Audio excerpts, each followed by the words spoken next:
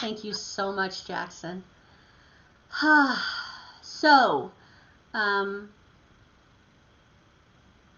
the song that we started with, the I always call it the chicken song now, but the song that we started where we sing "Let's Get Together and Feel All Right," that absolutely is indicative of some of the talent that Jackson has. So you got to hear two of his songs today so far.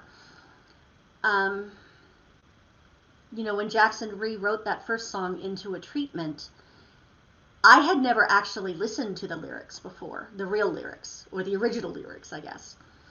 And if you listen to them, they are a little bit uncomfortable, I guess. And so I had to go do some research. Bob Marley, actually, he grew up in Jamaica and in a very rough area of Jamaica called the Trench. And it really informed the way he looked at the world, because doesn't that happen with all of us? So when he was writing his songs, if you listen to most of his music, it's very much a stand up for your rights. It's very much protest songs, because where he was living and in the time he was living, there was a lot of violence and there was a lot of political unrest. As a matter of fact, even though he had been friends with, at one point there was an election going on, and he had been friends with one of the candidates, but he refused to speak up in terms of the politics. He did get asked to do a concert before the election to kind of help everybody come together.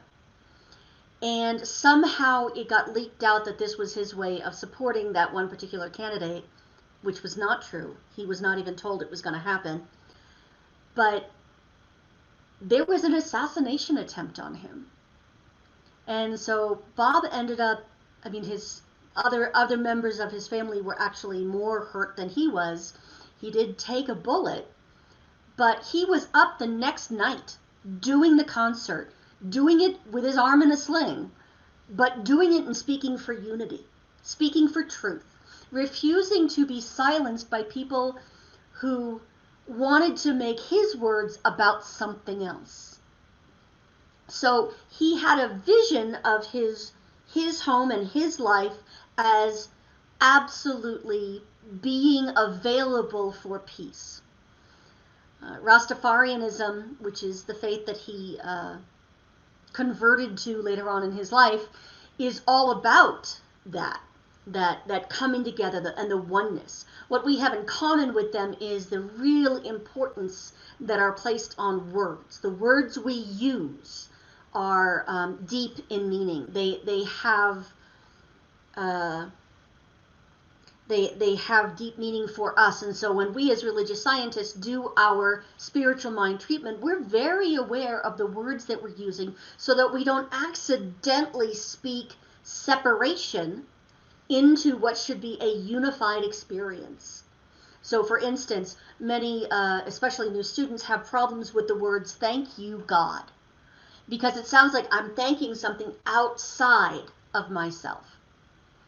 What I usually do is that for me, gratitude is about appreciating the good. And so I just talk about the good, what I appreciate about the divine. Rather than saying thank you, I simply acknowledge and celebrate the good that is. Now, something interesting I learned about Rastafarianism is that word actually is the original name of the person they see as their Christ returned to earth. Ras Tafari. He became the emperor of Ethiopia, and his name became Haile Selassie the First. In Rastafarianism, there was very much in the beginning a separateness going on. There was a sense that, and a teaching actually, that blacks were superior to whites, that whites were going to pay for their sins of oppression, of enslaving the blacks and stealing them from their homes. And so it was an apocalyptic faith as well. They were saying the world is coming to an end. All of us blacks are being returned home to Zion, Ethiopia, and the whites will have to just figure themselves out. that's not how Bob Marley necessarily saw it. He was very much against oppression and pro African American, Africans, Africans as part of the diaspora. But he didn't have the dislike or the fear, frankly, of the whites. Most early faiths that are born out of suffering or born into suffering have this phase we go through. The early Christians did the same thing. The early Christians all identified themselves as Jews. And so when Paul began teaching the Gentiles, the non-Jews, everybody had a hissy fit and said, no, this is ours. If you're not going to do all the Jewish stuff, you can't be a Christian. If you notice, many people who were never Jewish are now Christian. So as our spirituality matures, as we move into our spiritual maturity, one of the signs is that we become more inclusive of other people. There's a lot of white Rastafarians out there. There's a lot of other people singing Bob Marley's music and making it popular so that other people can come into not just his music, but his way of thinking, his philosophy, and ultimately his faith.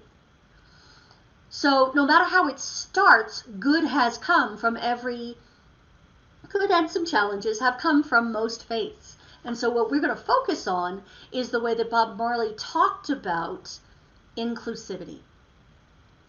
There are so many Rastafarians now, and I love the idea of the sense that those who at one point were seen as the enemy are now seen as brothers and sisters.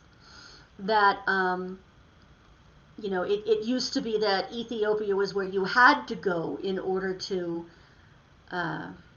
be in Zion, which is taken from the old, what I was raised calling the Old Testament, and Jews might call part of the Tanakh.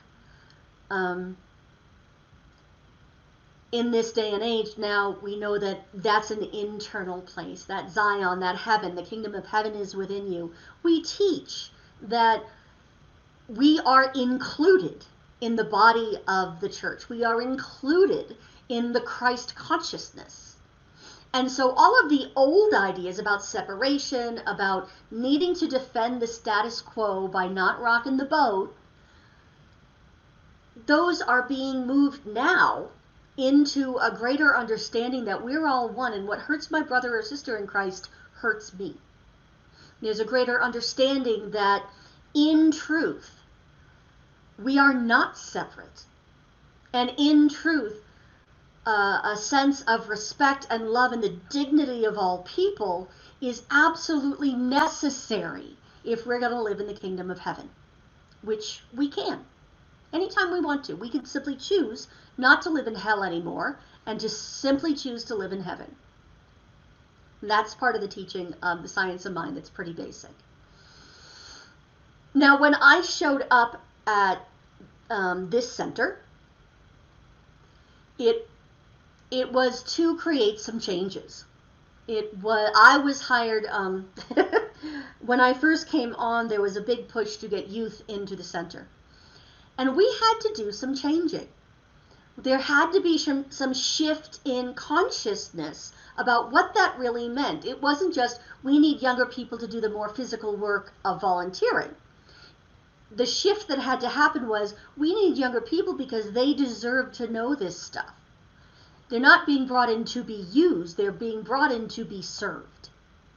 As a matter of fact, one of the funnier moments was really early in my process here. One of the congregants stood up and was talking about how we had changed the music a bit, and people didn't like it. They wanted their old songs back. But he was standing firmly in his truth when he said, we need to change the music so that it is more comfortable for people who are not listening to the old hymns anymore. They're not interested. Younger people want younger music, and Rev Kathleen was brought here to euthanize this center. Yeah. We corrected that pretty quickly. Euthanizing is probably not the best word for what we were doing.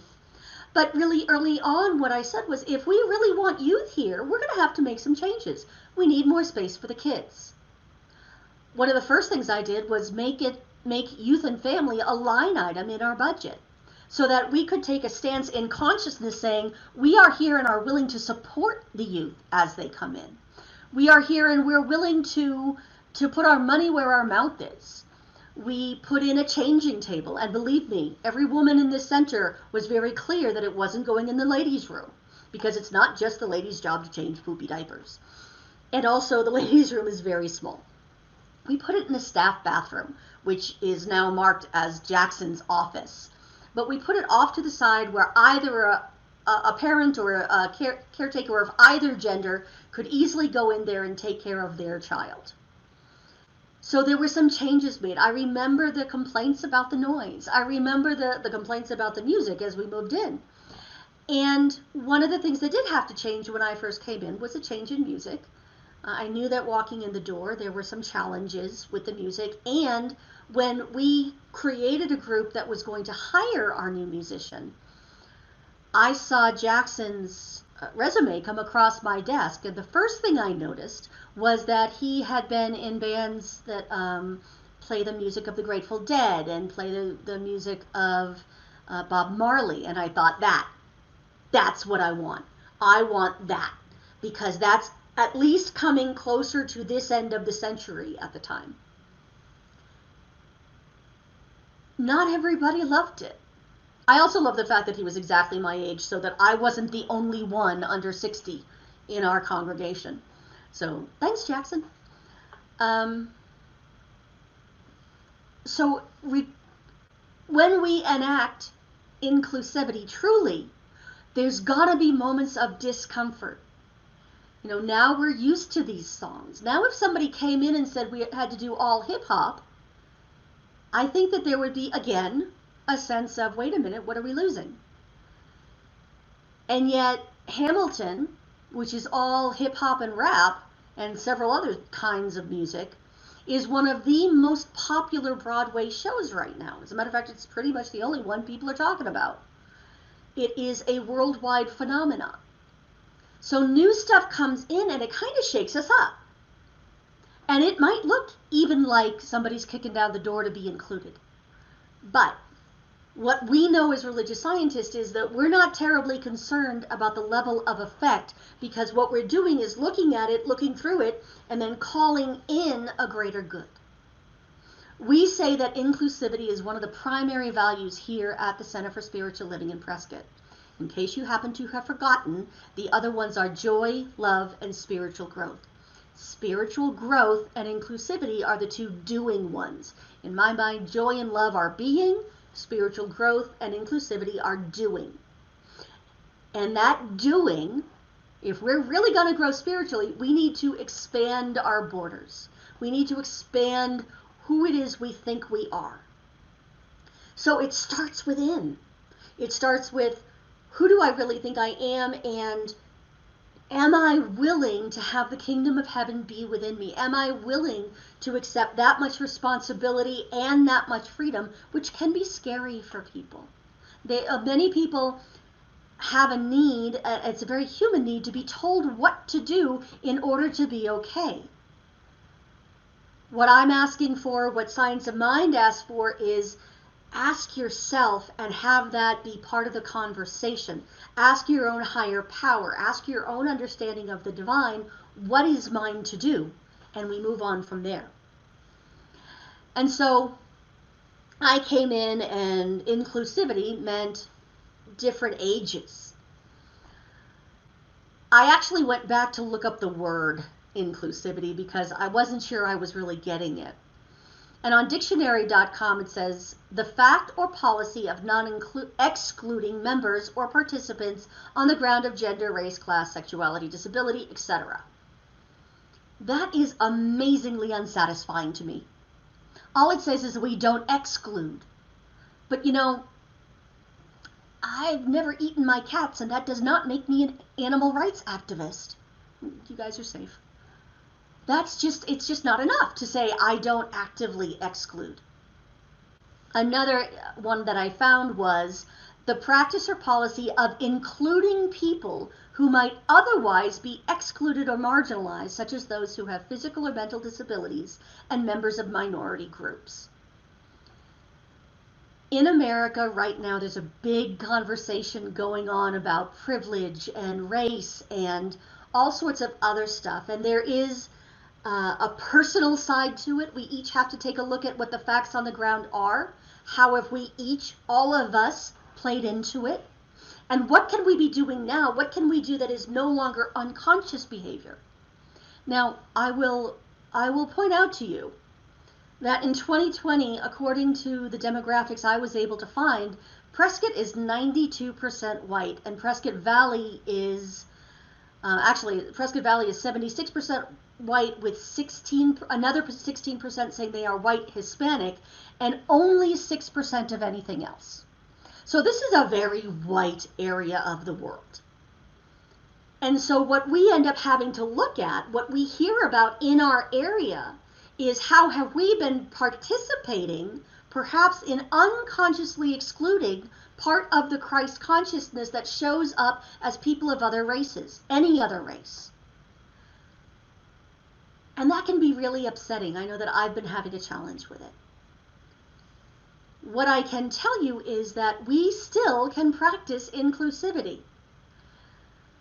I'm not going to euthanize the congregation, and we already have our music together, but we can still keep working on creating more inclusivity amongst the ages. Create more inclusivity. One of the ones we're running into now is how do we do membership when some of the people who are very active with this center do not live in Arizona anymore. Some of them a lot of them for some reason live in New England. Maybe because Jackson and I are both from New England and our families are supporting us. I don't know. But we're having to look at how we do membership and the virtual people. This too is inclusivity. Can we get our platform good enough that the majority of us can actually hear what's going on? I want to send a shout out to Jack Clevenger, who got behind and pushed the idea of making this entire thing available to people who are hard of hearing, and so we're unable to get this broadcast with the closed captioning, and so we're not able really to participate. I'm so grateful that he kind of gave me a goose on that one, and I ended up doing a whole bunch of research. This particular platform is about $20 a month. The next least expensive version of this, if we were to go back to Zoom, would be $60 an hour. Dude, somebody got into the right job. If you can type 260 words a minute, then that's the right job for you. But he showed me where we were unconsciously excluding a chunk of the congregation. Now, I'm thinking that even those who are older and love Facebook and the internet might be helped by the fact that the words are scrolling on the bottom of the screen. To me, this is our next step in inclusivity. And so as I sat with that this week and we were playing with this platform, one of the things I did was start imagining the new building. I don't know if you've driven past our center lately, but it looks very, very different. The old building is still there, and it's sweet and wonderful, and hopefully it stays pretty empty for now because that's what's safe. But the space where the new building will be is starting to be a place where I can imagine a building. And as I went into imagining what I would love to see there, my personal vision said, we are going to need Jack to come back and show us how to set the seating up so that people who are hard of hearing have a view of people's mouths so that they can lip read if they want to. We're going to need people to come in and show us where it's difficult to navigate if you're in a wheelchair. You know, if you can't do really steep stadium seating if someone in a wheelchair is going to end up going for a real ride that they didn't mean to take. How are we going to set that up? I would love to see little signs in Braille underneath the ones that are just written for people who come in and need to know, you know, am I walking into a classroom or am I walking into Jackson's office? We can, with a little thought and maybe even a little extra expense, start including people that we would never have thought of before. By doing these things when we build the building, what we're telling the universe is, give us more, let us serve more, let us expand what we are doing so that we become a major force for good in this town, in the Quad City area. And then we make sure that the technology exists so that we're a force for good around the world, no matter whether we know it or not, whether somebody is listening to this talk on a Sunday morning, or it's 3 a.m. and they've had a bad day, they can't sleep, they're upset, and so they just log on to our YouTube channel and get some comfort and get some healing. These are things that until this crisis happened with the pandemic, I wouldn't have thought of those things. I mean, I might have thought of them, but I wouldn't have had a stake in bringing them into form. You know, it was brought to my attention that we could do 2 floors in a new building, that we could set it up so that we actually have 2 floors, where we have the sanctuary on the first floor and maybe classrooms and high-tech stuff on the upper floor, and put the kids up there and let them run over our heads. We all know little kids have higher consciousness than us anyway. Let's put them up there. Maybe, I don't know. And so if we do two stories, which never occurred to me until somebody else said it, I would feel very strongly about having an elevator as well, so that people who are on walkers or who are in wheelchairs would be able to get to classrooms. These are all things that it was never, ever part of my world, because I live in my skin and have my experience. And so the ability to get in front of it as we're given this space to put a new building, to me, that is miraculous. It allows us to be inclusive, to truly live what we say we believe in. There's a reason we said that foundations should not have a regular charge. Because what we were recognizing is that not everybody could afford $200 as they just were walking into this teaching. Now, once you've had the class, and maybe a couple others on prosperity, you'll be able to manifest that like this. No worries. What I have found, possibly because money was one of my big issues in the beginning, is that I manifest money so easily. It's the easiest thing in the world to do. But not everyone has gotten there. They've gotten further ahead of me in other areas, but financially they're still learning how to be abundant. And so foundations is for a love offering. You pay what you can, balance with what you think the class was worth for you. It's all our way of trying to include all levels of socioeconomic status, all colors, all creeds, all ways of being in the world. I purposely go looking for teaching stories and experiences from outside the Christianity I was raised in, so that we are more inclusive. And that's something I learned to do from this center, because we start with the lighting of the candles. And it occurred to me, if I'm going to say we're inclusive and we honor all paths to God, we should probably at least know what some of the other paths are. All of this we do without losing who we are. We are still science of mind. We are still the face of God in form, the Christ come to earth, exactly as we are and exactly as we are not. What we're doing now is expanding the family, expanding those we recognize as part of us, and we'll keep expanding it until there is no them.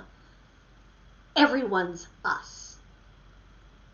And so because I am still science of mind, because I am still a religious scientist, and because the Centers for Spiritual Living for me is still the best tool I have ever learned, the best philosophy that works for me, I use spiritual mind treatment when I want to see something in form in front of me. And so I invite you to join me right now in whatever way works for you. If you want to sit on the floor, if you want to kneel, if you just want to close your eyes, if you need to stand, it doesn't matter. Because wherever we are in what we call God. God by so many different names. That one power, one presence that will answer to dang near anything as we call upon it. Him, her, it doesn't matter. It is the infinite good. It is the infinite love that goes beyond what I can describe using human language. and yet it is fully present in every cell of my body, in every mote of air I breathe in. As this is true of me, it is true of all of us, all beings, everywhere. And so as I speak this word of truth, I speak it on behalf of all beings. Knowing as we awaken to our oneness, as we awaken to a higher truth, we exclude nothing. We exclude no one. We let go of old ideas that no longer serve in this day and age. We let go of old beliefs about ourselves and others, and just allow God to show up in whatever form it has chosen that day as a gift.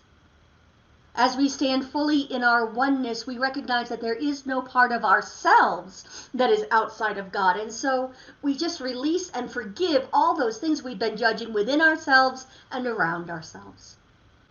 And stand in that absolute, pure, and perfect light of truth that is. That is all there is. I am so grateful to know that this is the truth of Spirit. This is the truth of all of us. And so there is no need to fight anyone. I bless and celebrate Spirit exactly as it is, and it is as it is revealing itself in this moment and in this world, in all its beauty and joy and creativity and what might look like even a little chaos at the beginning. I bless and celebrate all of that, knowing that it is all good. And if this has landed with you, I ask you to affirm with me, and so it is.